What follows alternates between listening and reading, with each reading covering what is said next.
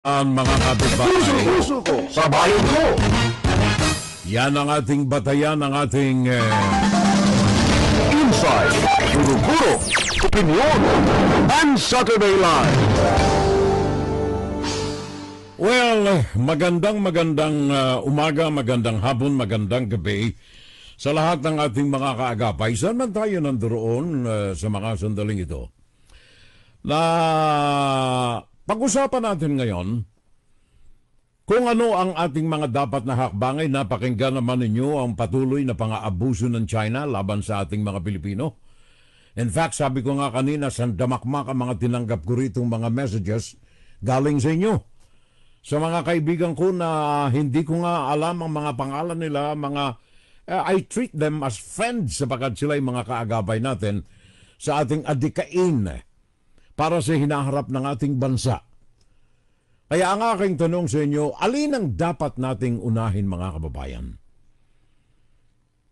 Ang isang tanong ko sa inyo, well, of course, sa ating lahat ng mga nandirito sa FSL, alam kong nagkakaisa tayo.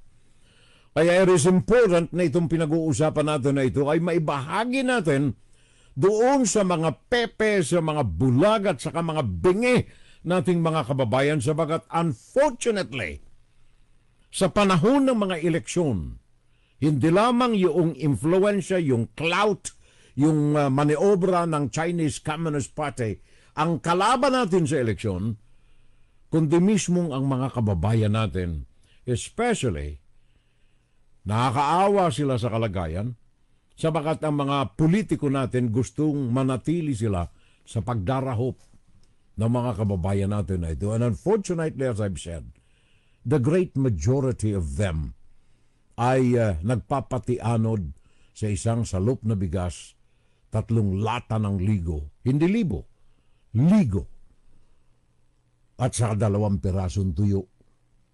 Nagpapatianod. Kaya kapag eleksyon, makikita ninyo nandoon sila. And sad to say, hindi lamang mga kababayan natin. Ang masaklap nito, yung may mga hawak ng camera, may mga hawak ng telepono, ang mga ito ay kaakibat nila. Ang mga ito ay kasapakat nila. Dahilan na rin sa gutom. Walang problema sa akin yan kahit tawagin akong online trolls as long as kumita ako. Walang problema. Unang-una, alam kong mali.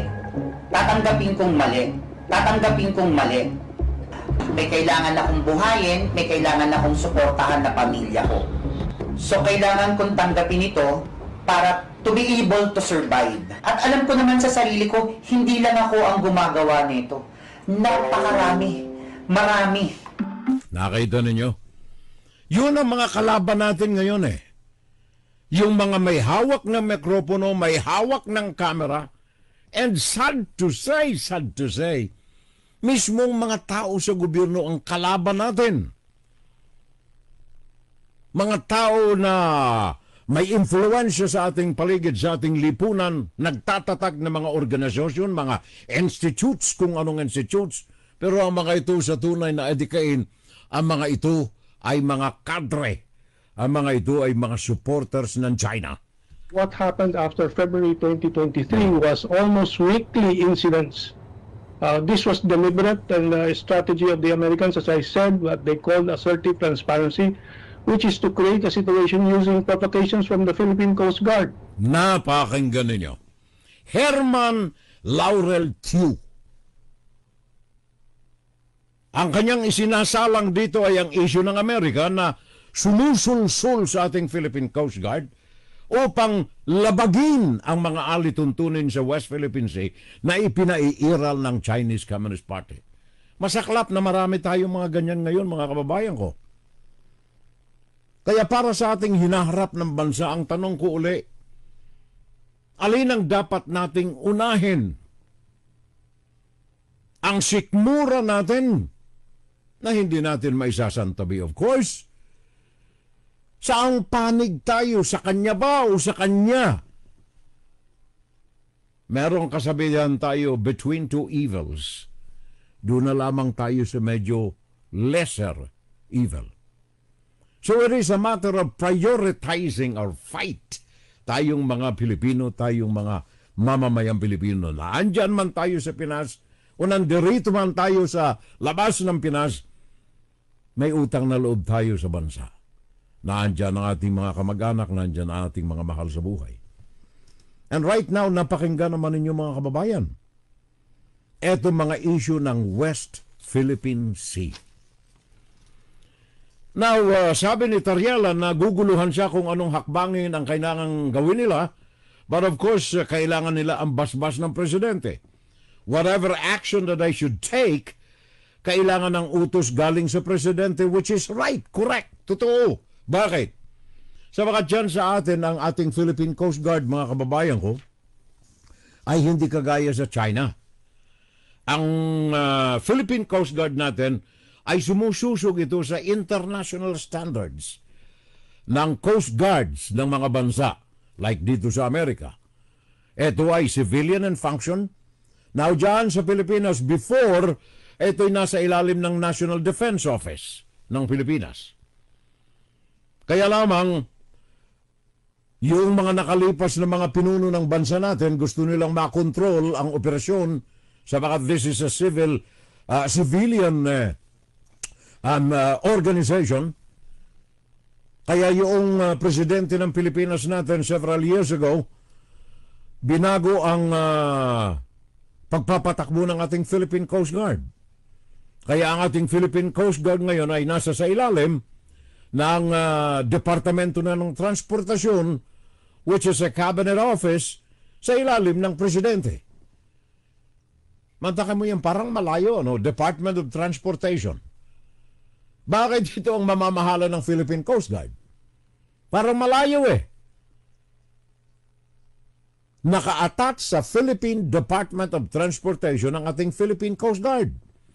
Kaya hindi ko masisisi yung mga tagapagsalita ng Coast Guard ng Department of National Defense, DND, sa mga pahayag nila nung mga nakalipas na araw sa tanong ng media, bakit po nabasa na natin sa periodiko, nakalantad na sa YouTube ng sandamakmak, hindi pa ninyo alam ang ginagawa ng China na pambubomba noong 30. Sabi ng DND, we are waiting for the communications from the Philippine Coast Guard. Nakita ninyo ang disconnect. Philippine Coast Guard dapat ay nasa emerhensya ng sitwasyon ng ginagawa nito diyan sa Philippine Sea. Gawa ng araw-araw tayong may kalaban. Hindi yung kaibigang kalaban ng Pilipinas. Nakatali ang kamay sabagat nag-aantay ng utos galing sa pinuno ng Department of Transportation. And Department of Transportation nag-aantay ng utos galing sa tanggapan ng presidente. Anong klaseng kababalaghan nangyayari ngayon dyan sa ating Philippine Coast Guard? Hindi ba napapanahon na baguhin natin ang organizational setup nito? Nasa war footing tayo with China. So dapat itong Philippine Coast Guard ilagay sa ilalim ng DND o ng Armed Forces of the Philippines. Although it is a civilian in function, but right at this moment, meron tayong gulo sa West Philippine Sea. Mantakan mo yan merong bumbahan na ng tubig. Sabi ng media man Miss DND, Department of National Defense, ano ho ang hakbangan ninyo? We are still waiting for the report because we have not received the report yet. Yung Department of Public Works and Department of Transportation busy sila sa pagbabantay doon sa mga kolorom ng mga jeepney. Paano kayo maaalagaan dyan sa Philippine Coast Guard? Abalang-abala ang Department of Transportation dyan sa LTFRB. Sa mga jeepney, sabagat gusto nilang mabago, sabagat sayang yung deal ng mga modern jeepney na galing sa mainland China. Masakit pakinggan, pero yun ang totoo. Commander-in-Chief Bongbong Marcos nag-aantay na utusan ang Pinuno, secretary, sabi ko na nga sa inyo, cabinet member ito I mean, cabinet level Secretary of Transportation, Jaime Bautista. Bago makatanggap ng utos si Jaime Bautista, kailangan makakuha muna siya ng report galing sa kanyang undersecretary, Elmer Francisco Sarmiento. At yung undersecretary, kailangan makakuha ng report galing sa Presidential Advisor on West Philippine Sea, Andres Centino.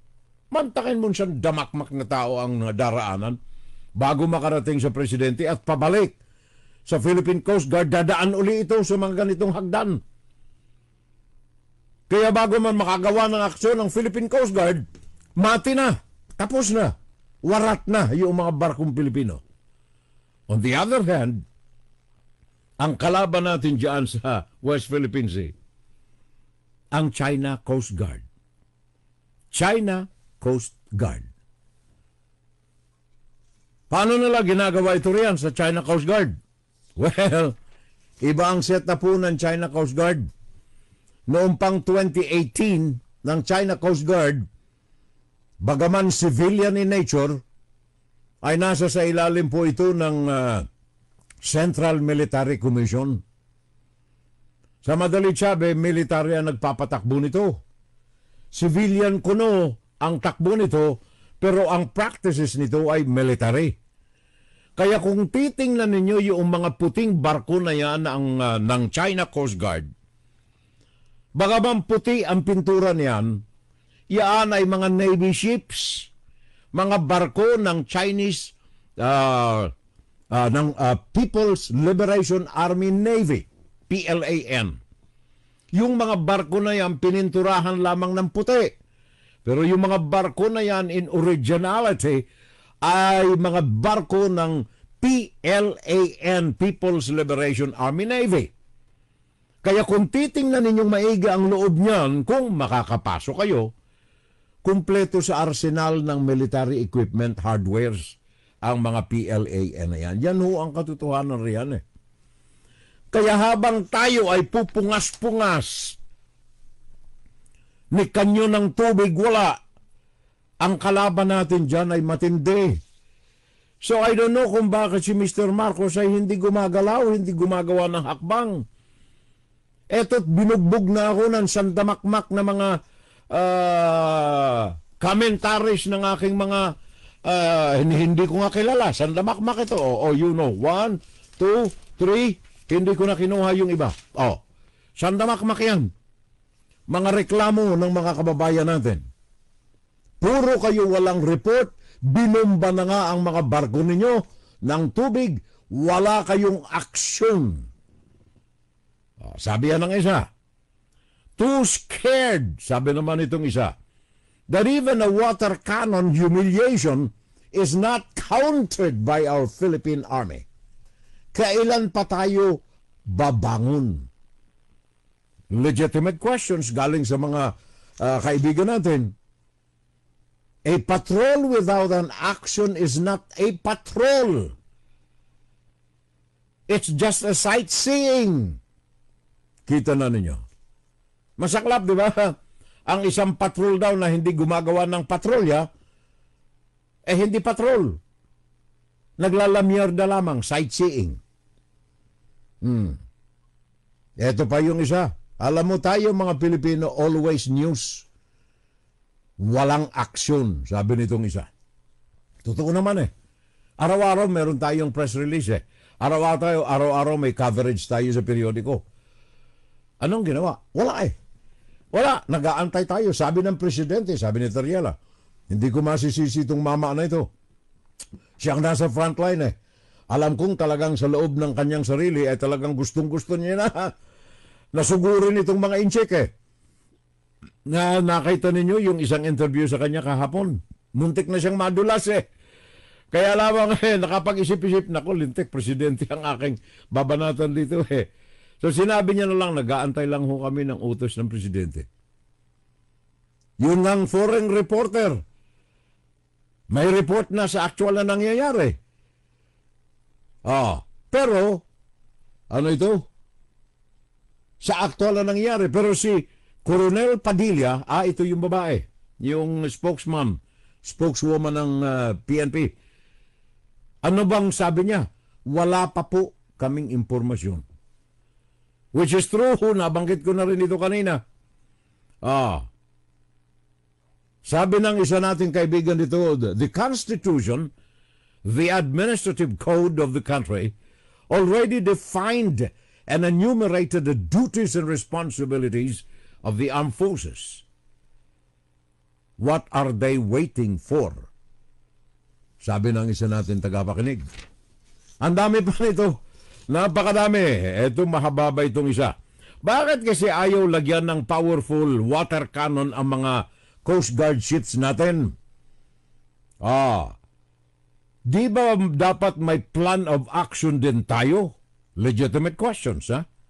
Noon pa yan, paulit-ulit na ginagawa ng mga great tactic na yan. If they cause damage to our ships, yun ay, yun ay dapat nasagutin din ng ating Coast Guard ng damage sa kanila. Hindi niya dinedirekso kung anong paraan. Pero you can read between the lines. Hindi natin masisisi ito mga kababayan natin. Ang ating armed forces ay gumagalaw ng napakabagal, sabi nitong isa. Ang buhay ng ating mga mamamayan ay nasa bingit ng kamatayan. Yet, there is nothing being done to protect our people at ang ating soberenya. Which is right. Masisisi ko ba itong mga ito? Sandamakmak itong mga pinadala sa atin Dapat ay hindi pinalalampas ang ganitong mga pangyayari. Sabi naman itong isa. Hindi titigil yung mga yung mga singkit na yan ng mga komunistang inject kung walang aksyong matindi ang Pilipinas laban sa kanila. Huwag umasa na magbabago ang ugali ng mga ito. Kita mo na? Totoo yan ang utos sa mga ito galing sa taas ito Military ang command ng mga ito Hindi kagaya natin So alam natin itong mga problemang ito mga kababayan. Alam natin. Ngayon ang tanong natin marami pa pero hindi ko na, wala tayo masyadong panahon dyan Mabalik ko ang aking tanong para sa hinaharap ng ating mga mamamayang Pilipino. Para sa hinaharap ng ating kasalukuyang henerasyon at mga henerasyon pang darating. Para sa hinaharap ng ating bansa, alin ang dapat nating unahin? Aking itinutusok ang aking mga tanong dito sa ating mga kababayang mga bulag, mga pepe at saka mga bingi. And most especially, kayong mga nakaupo diyan sa gobyerno. Ano ang ating dapat gawin? Ano ang mga dapat nating gawin unang-una sa mga Manchurians diyan sa gobyerno? Hindi natin kaibigan ng China. Kalaban natin ang China, anuman ang ating pagpikit ng inyong mga mata, kalaban natin ang China. Face the reality. Hindi natin kaibigan ng China. And therefore, ang sino man na nakikipagkutsaba, ang sino mang makapili, especially dyan sa gobyerno, ay traidor sa ating saligang batas. Traidor sa ating bayan, traidor sa ating mga kababayan, traidor sa ating saligang batas. Kasama na rin ang inyong dating presidente. Lumalabas na unti-unti itong mga official na mga pahayag ng embahada ng Communist China, bagaman gentleman's agreement, pero yan ay kasunduan ng dalawang tao. Not necessarily ng dalawang bansa, ng dalawang tao. At sa tao na yan na naging presidente pa man din ninyo, na ibinenta ang inyong bansa, ang inyong bayan sa ibang bansang kalaban ng Pilipinas, ay traidor sa bansa yan. Ito pong ating usapan ngayon, ang purpose ko rito, ay para lamang maipaliwanag sa mga nabubulagan pa, sa mga bingi, sa mga pepe. It's about time na magdesisyon tayo. Alin ang dapat nating unahin? Kanino tayo? Saan tayo panig? Especially kayo mga nandyan sa gobyerno. Saan ka panig? Sa gobyerno na nagpapakain sa iyo at sa iyong pamilya? Sa pera ng taong bayan? O dito sa China na umaapi sa ating mga mamamayan? Kumbaga, hindi na ho pwede yung paanod-anod tayo ngayon eh. We are at the end of the line. Nasa huling yugto tayo ng ilog. Wala na tayong malalanguyan. Nasa dulo na tayo. So kailangang alamin natin, let us prioritize our fight. Tayo ba ay Chinese or maka-China or tayo ay Pilipino at maka-Pilipinas? It is a must. Hindi pwedeng payengga-yenga tayo. It is a choice between sovereignty and political power. Ano ang ibig sabihin natin yan? Bayan natin o tao? Like Marcoses and Dutertes. Sovereignty ng Pilipinas o political power? Saan tayo kakapit, mga kababayan ko? Dito tayo sa In God We Trust? Or dito tayo sa Who is the Stupid God? Diba? Wala na tayong ibang mapagpipilian eh. Nasa dulo na tayo eh.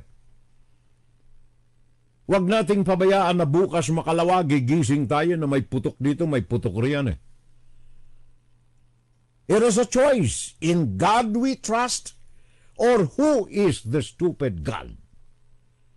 It is a choice between transparent and honest and secretive and deceitful.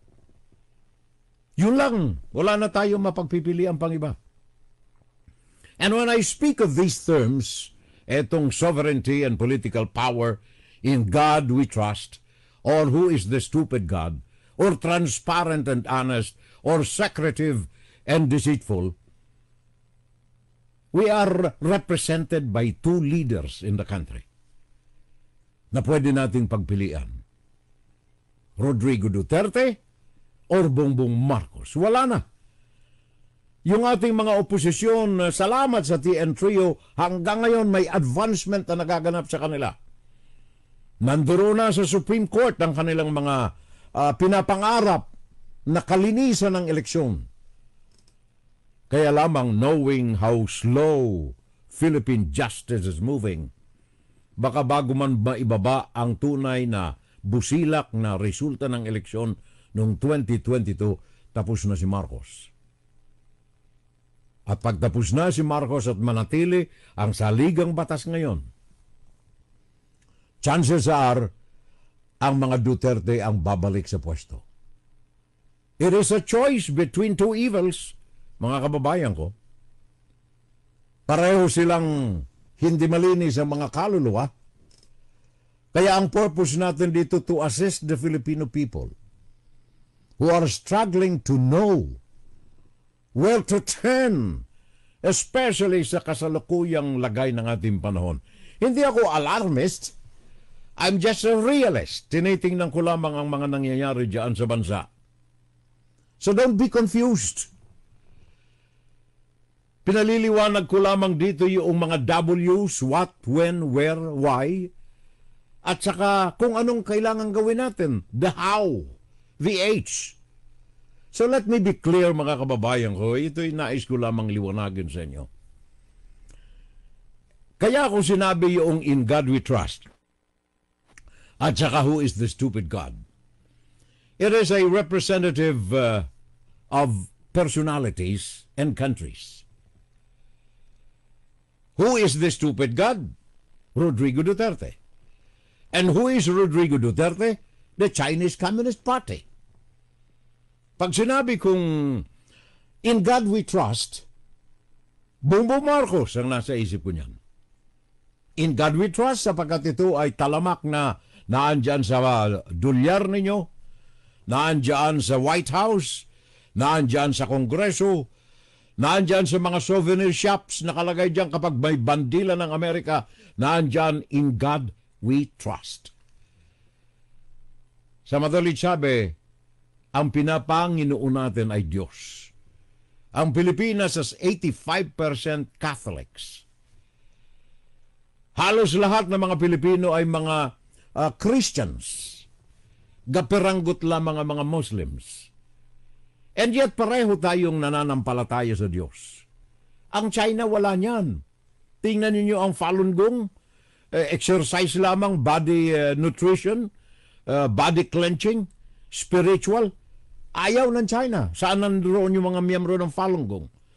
Nasa mga concentration camps. Yung mga ibang nananampalataya riyan, saan sila? Wala. Nabubura.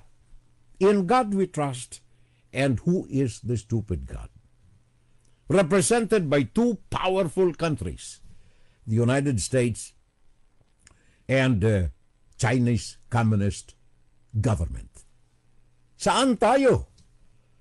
Para sa hinaharap ng bansa, I ask you, my friend, saan tayo? Alin ang ating papanigan doon? Saang panig tayo?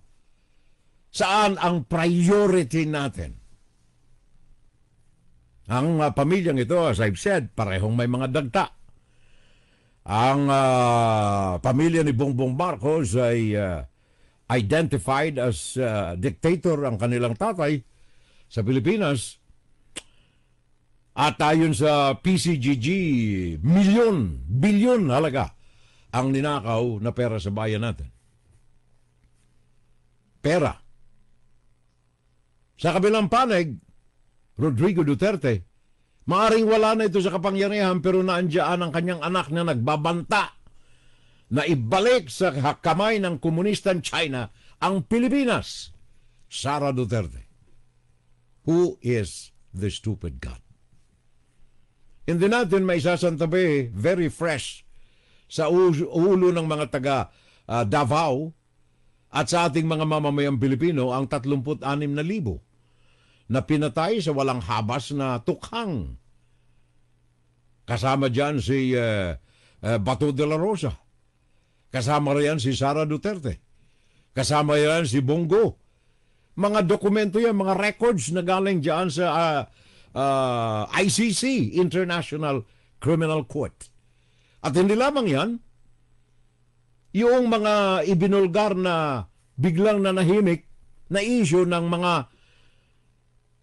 illicit money ng mga Duterte, ayon kay Antonio Trillanes, fully documented by receipts and copies ng mga bank deposits. Mga bahay kung saan-saan.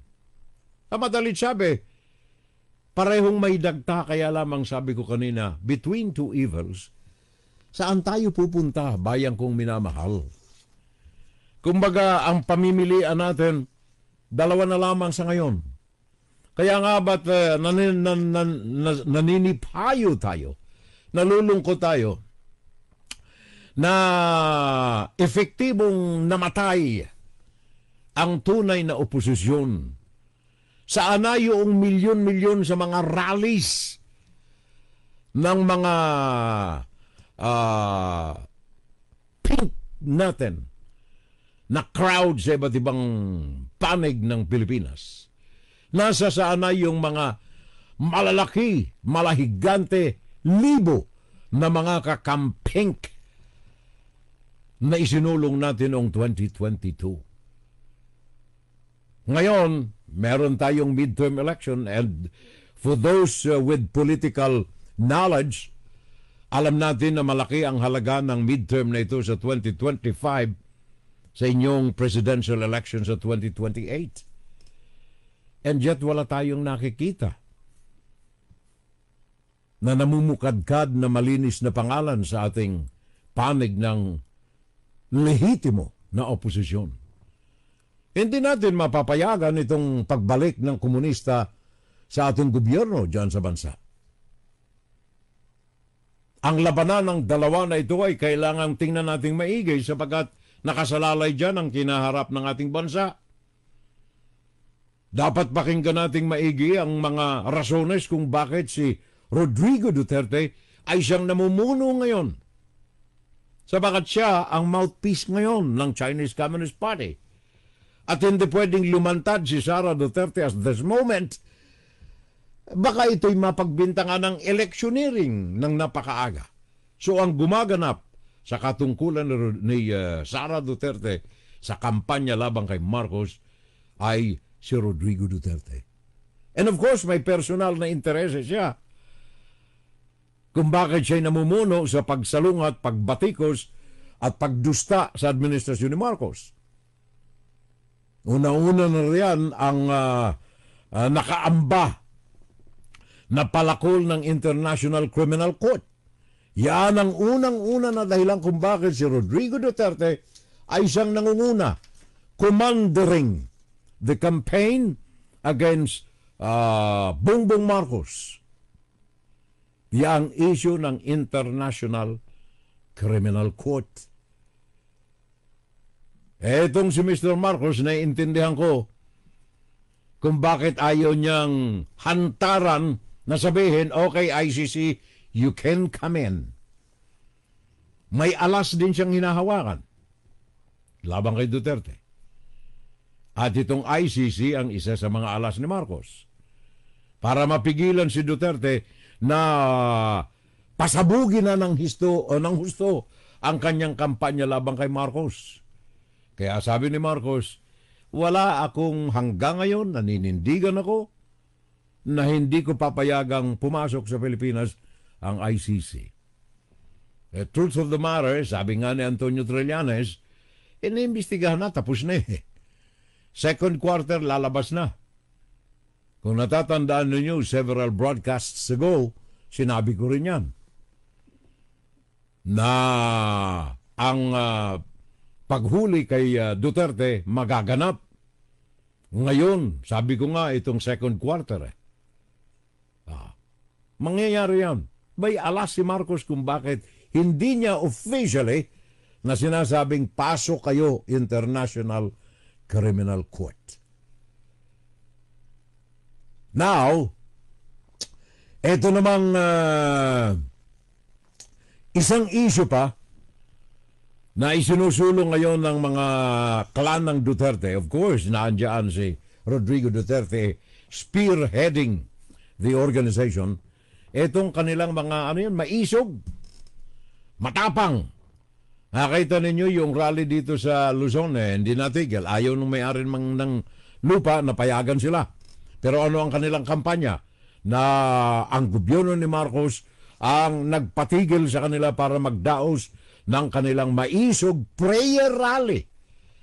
Who is this stupid God? Prayer rally, pare ko.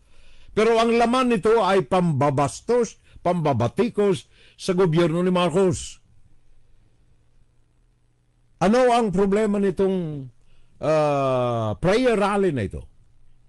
Ito ay instrumento ni Rodrigo Duterte labang kay Marcos sa isa sa mga kadahilanan. Tatlong dahilan yan Naandyan ang ICC, kaya pinakikita ni Rodrigo Duterte ang puwersa niya na kapag pinayagan ni Marcos na pumasok ang ICC sa Pilipinas, naandyan physical, libo-libo ang pumapasok sa kanila mga prayer rally na magsasagawa ng destabilization sa gobyerno ni Marcos. Well, of course, ang isa sa mga dahilan nito ay ang pro-Chinese agreement ni Rodrigo Duterte. Ang China, sinabi ko Rodrigo Duterte, eto ang financing namin, palawakin mo ang anumang mga kampanya na inyong gagawin labang kay Marcos, sabagat kailangan kayo'y makabalik sa pwesto. Sabagat kailangan ang China ay pareho ang trato sa Pilipinas sa nakalipas na 6 na taon na paninungkulan mo, Rodrigo Duterte. Number one reason ni Rodrigo Duterte kung bakit binabanata niya araw-araw si Marcos. China connection. Province of China. Who is the stupid God? Yun. Ang number one na reason dyan, ang clout ng China sa leeg ni Duterte. Number one. Number two, etong ICC. At ang number 3 na mahalaga sa kasalukuyan sa inyo mga kababayan ko, na dapat ninyong makita ng maigi, maliwanag, sang liwanag ng sikat ng araw, ay ang katotohanan na ngayon ay gumagapang diyan sa mga barangay, sa mga probinsya. Yan ay ang pangalan ni Sara Duterte. Yun ang pangatlong reason, mahalaga sa kasalukuyang rason, well, equally important sa unang dalawa, ay ang building up ng image ni Sara Duterte para sa 2028 elections. Yung tatlong rason na yan. Ginagapa ngayon ng mga Duterte at ng mga parasitos ni Duterte ang taong bayan para unti-unti na itayo ang pedestal para kay Sara Duterte. Advancing the presidential candidacy of Sara Duterte. Yun ang mga dahilan, mga kababayan ko. Kaya kita ninyo, ang kampanya nila, pamilya. Pamilya na. Rodrigo Duterte, Davao Mayor Sebastian Baste Duterte, yung mama na kumpleto sa tato. Dapat yung ating, anong tawag niyan? Department of Local Government, DILG, dapat ipagbawal sa mga opisyal ng gobyerno ang tato, kagaya ng ginawa ng PNP. Para kayong mga galing sa New Bilibid Prison, yung mga ganyan. Tingnan niyo ang itsura nitong si Baste Duterte. Nung kampanya several weeks ago, ano ang sabi niya kay Marcos? Mag-resign ka na. You are lazy. You lacking compassion. O yan, si Baste Duterte yan, kay Marcos. Pinagre-resign. Isa sa mga kampanya, ano naman itong sabi nitong congressman na si Duterte? Banat niya rin kay Marcos. Sabi naman itong si Polong Duterte. Pinagre-resign si Marcos. Ano ang sinabi ni Sara?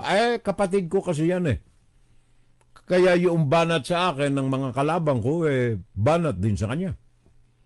Pero kung sa ultimate analysis ang titingnan nyo maigi, anti-Marcos campaign. Yung prayer rally is not necessarily a prayer. Ito'y batikos, ay political campaign. Kaya yung mga rally natin dyan sa Davao noong December, yung January especially, January 28 kung ako hindi nagkakamali. Ito ang kanilang meeting de avance, hindi. Anong tawag yan? Yung pangunang rally laban sa Marcos administration. Kaya pati yung mga dati nilang mga kaalyado na andyan kasama nila. So, dito po sa issue na ito mga kababayan ko, sa panig ni Bongbong Marcos, alam kong may estratehiya siya. Pero itong pagiging kime, pagiging parang shy, mahiyain si Marcos, na harapin ng bomba sa bomba, atake sa atake, retorika sa retorika si Rodrigo Duterte, hindi niya magawa eh. Well, naiintindihan ko. Kasi yung utang na loob, utang na loob ni Bongbong Marcos. Bakit? Pinangangalandakan ng mga Duterte na hindi nasa pwesto si Marcos ngayon bilang presidente kung hindi nagkaroon ng unity team ang dalawa. Which, of course, partially correct. Kung hindi nasa unity team si Marcos, nilampaso siya ni Leni Robredo. Lampaso ang abutan niya kay Leni Robredo kung wala siya sa unity team. Kaya lamang, of course, utak ng dalawang pinagsanib na ulo, unity team, sa superficial, sa mukha, nakikita niyo para silang very cordial, pero sa loob nito kumukulong bulkan ng taal ang damdamin ng dalawa. Utang na loob ni Marcos, ni Bongbong Marcos. Tinatanaw niya ito ng utang na loob kagaya ng alam mo itong utang na loob, katagang yan, ano ha? May marami mga napaririwara riyan sa utang na loob, kasama ko riyan. At marami ring na bibenepisyohan ito. Etong si Marcos, natatandaan ninyo, just a flashback of history. Etong utang na loob na ito, namanan niya ito sa kanyang tatay, kay Ferdinand Marcos Sr. Natatandaan ninyo si Ferdinand Marcos Sr., hindi naging presidente ito kung wala kay Laurel, pamilya ng Laurel. Noong 1940s kasi, natandaan ninyo yung nalundasan case. Nalundasan case.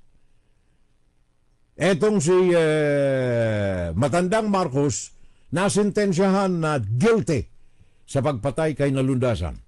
That was 1940. Kaya lamang nung naupo bilang Supreme Court Associate Justice itong si Jose Laurel, Jose Pasiano Laurel, ang tatay ni Doy Laurel. Noong ito'y nasa Supreme Court, binaliktad nito yung kaso, pinawalang sala si Ferdinand Marcos. Kaya mapansin ninyo, sa panahon ng panunungkulan ni Ferdinand Marcos Sr., walang laurel na inusig ang mga Marcos. Pagtanaw ng utang na loob sa pagpapawalang sala sa kanya ni Ferdinand Marcos Sr. sa kamay ni Justice Jose Laurel.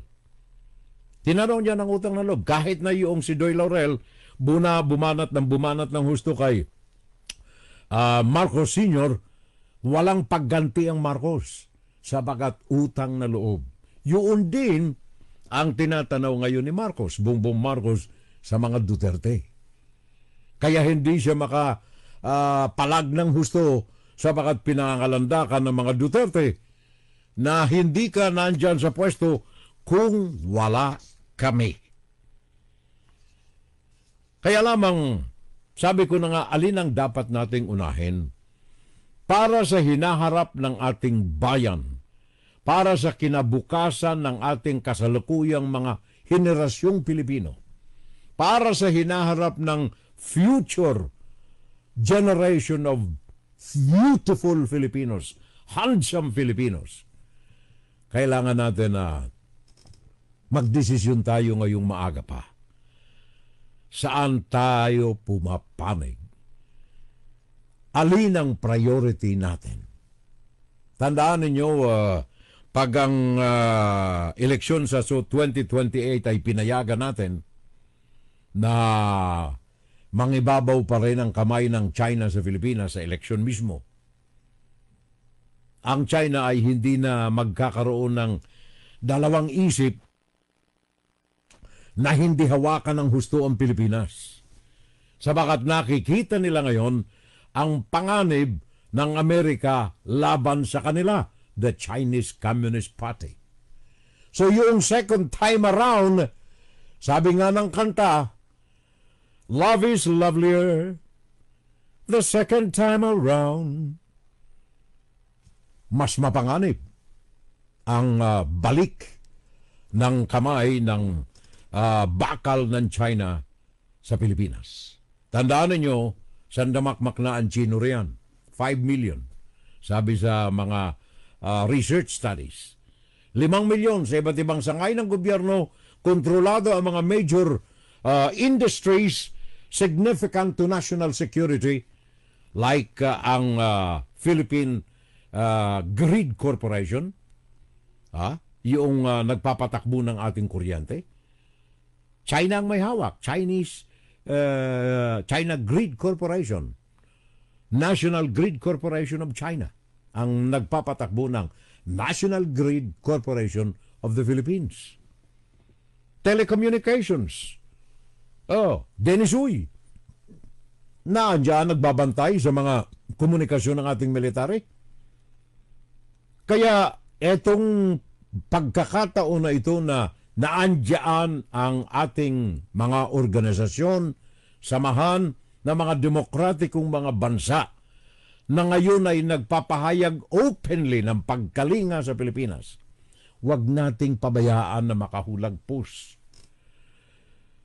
ang target ng China ay ang Amerika. Sabagat alam ng China na kapag ang Amerika ang nasa likod ng Pilipinas, wala silang panalo.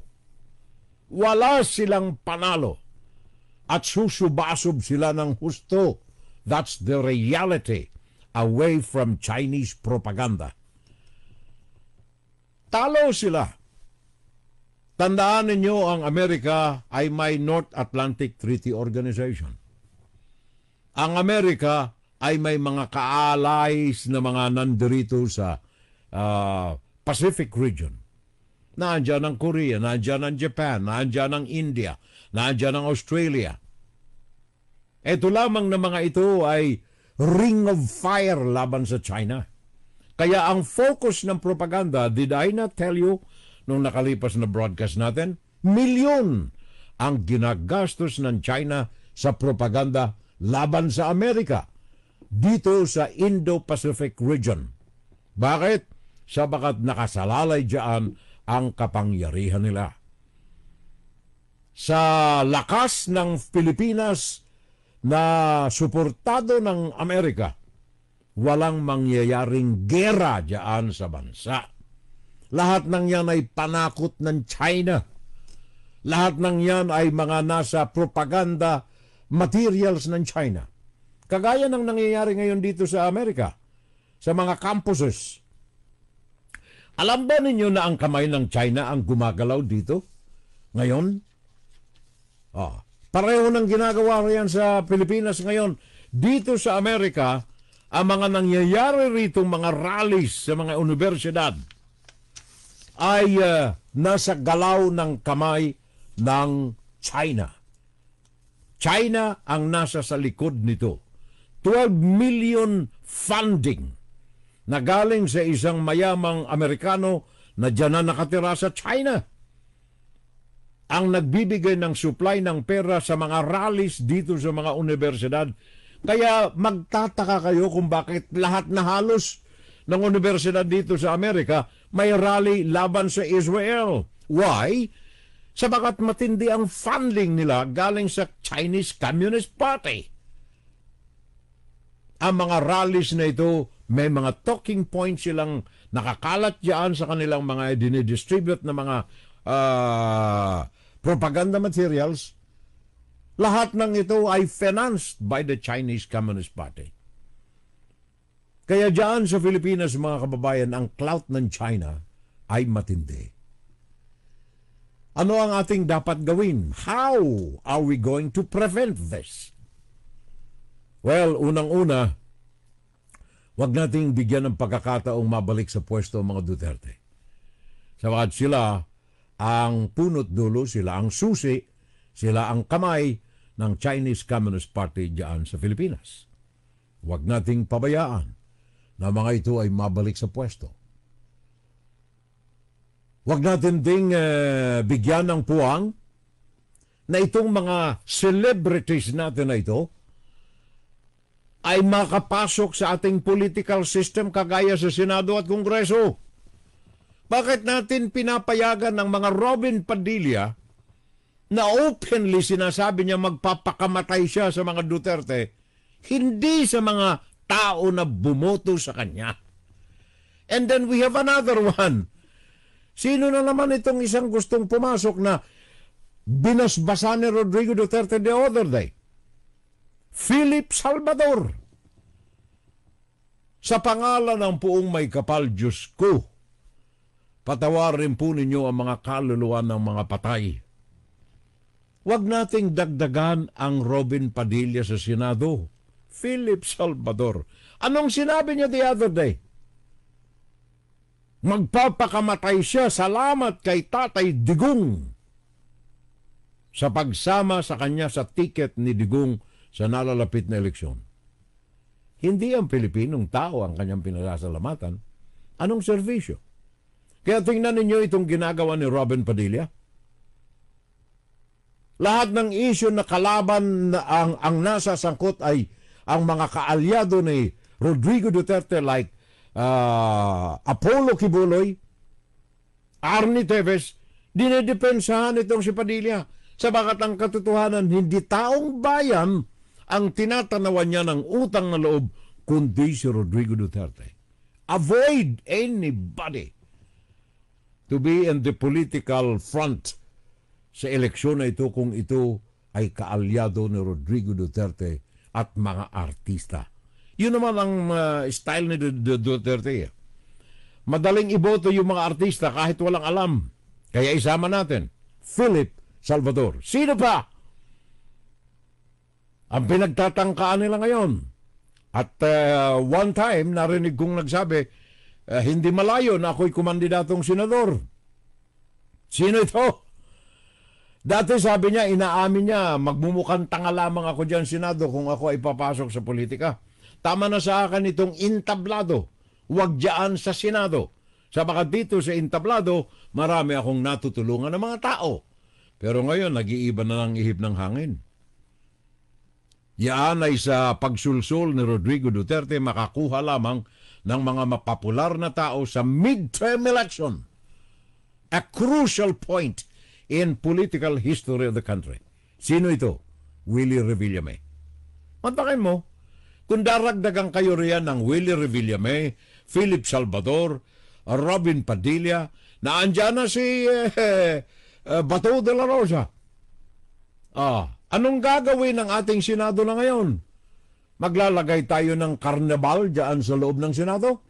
Maglalagay tayo ng sarsuela dyan sa loob ng Senado? Maglalagay tayo ng attack dogs dyan sa loob ng Senado na ginagamit ang mga special hearings para banatan ng kanilang mga kalaban? Ito po ang kailangan bantayan natin, mga kababayan. Itong midterm elections is a very crucial moment in the destiny of the country. Piliin nating maigi ang para sa bayan, ang para sa mga mamamayan, at ang ating nakalalaking lipunan.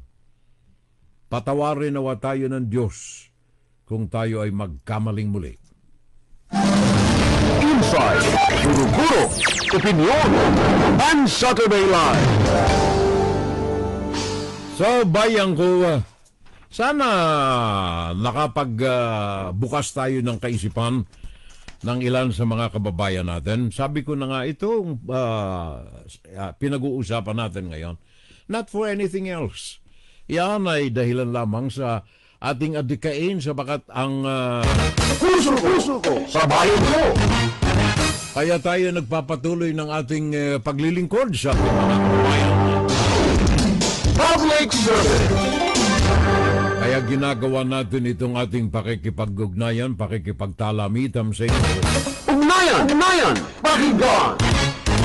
And of course, ang inyong kaagapay kapitbahay, Pakinggan si Terrell Salvo tuwing Sabado dito sa FGS Web Radio para sa mga Pilipino.